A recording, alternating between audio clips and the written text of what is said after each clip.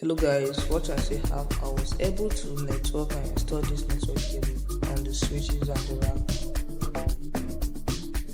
My name is Sandy Jacob from Houston SCT. So here I've already aligned the cable I was terminating those network cables using IJ45.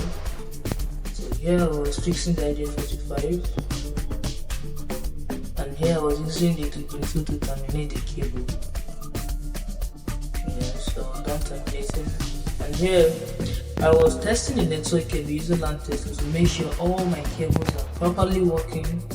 So I tested it and it was working. So here I was trying to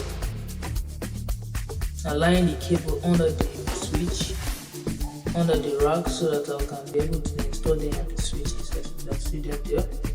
Okay, there's what I was doing here. It took me time though because the cable were much and I was trying to arrange them very well.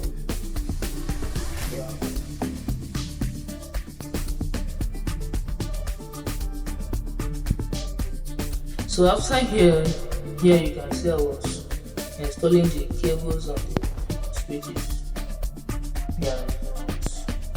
Installing the network cables here, one after the other. The work was not easy at all. This time I was already exhausted.